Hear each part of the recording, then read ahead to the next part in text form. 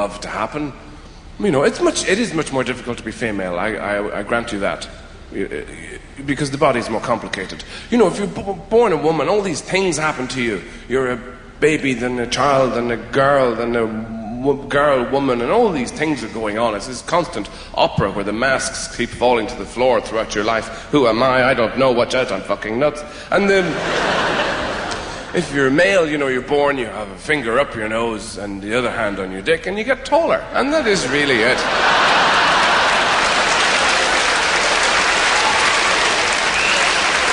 And it's fairly amazing to think of the ludicrous taboos that persist amongst us informed, intelligent, able people, just from biology. For all these years, it is still a difficult thing to talk about menstruation with a woman. If you're male, and you find this out as a young man, very quickly. Because you're talking to somebody, and you're saying, listen, I agree with everything you're carving on the kitchen table. I do. I really, really do. But do you think it's possible that you may feel this way, perhaps, because of your...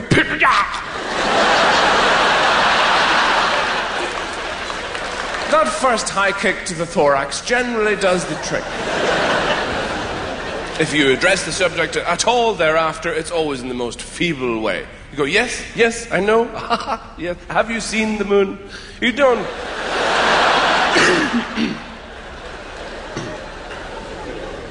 And we're told, and it's traditional, that things have to be just right for a woman, for certain exchanges and acts to happen between you. If you care about somebody, really properly care, it has to be just right, you know.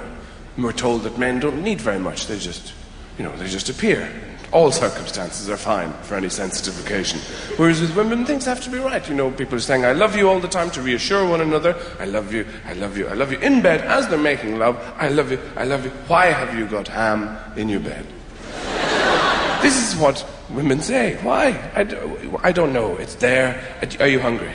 Are you hungry? You're not hungry? You might be hungry later. I don't know. But it's there. I'm prepared. And what is the noise? There's noise downstairs. It's nothing. It's my flatmate. Forget it. He won't hear anything. I'll tell him everything later. Anyway, don't worry about it. No, we must have music. All right. Christ, I love you. I love you. Now, there. Not Wagner.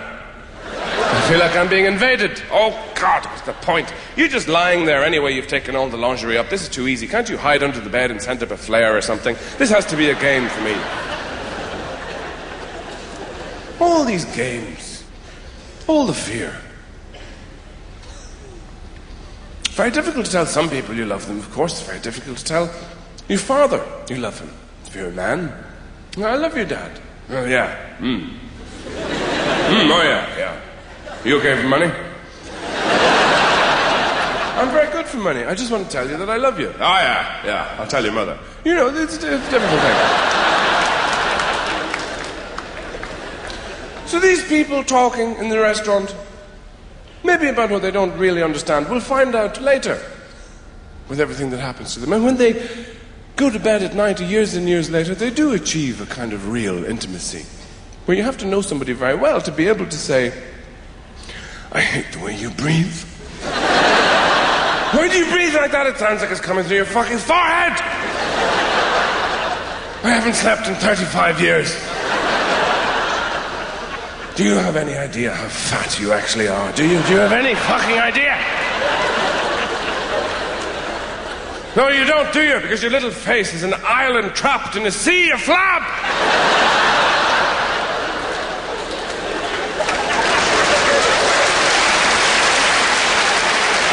Stab you to death, but I can't afford to take the 2 weeks off work.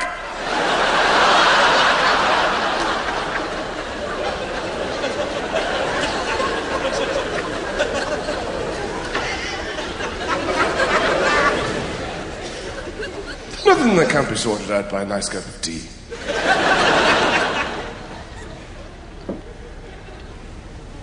But it is difficult. It is, of course, the people who love you, who know you, who can wound you.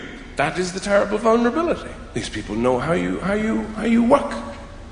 You can take all kinds of abuse from strangers or people at work, or People on the street, doesn't matter, you brush it all off. But you don't have to get rage or obscenity from somebody who knows you, they just have to say the right thing at the right time. Your nose hair, which is grey, is in my eye. That'll do it. We are all very woundable. We all want a certain treatment. You want to hear things said in a certain way. I heard a terrible story. I didn't think this kind of thing happened, but this happened. This guy knows a guy. It happened. The guy I know knows another guy. It happened to him. I'm very well connected.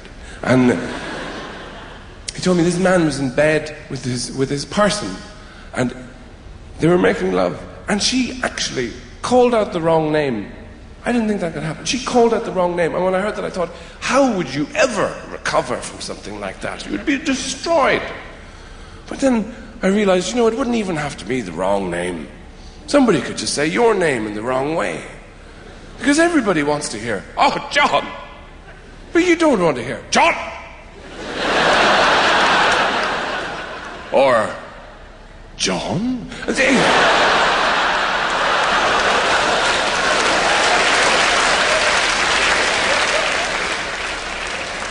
Well, the very worst.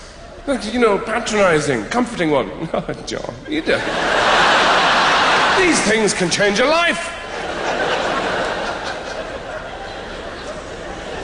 Ladies and gentlemen, that is all for me. Thank you very much for coming. I've enjoyed talking to you. Good night.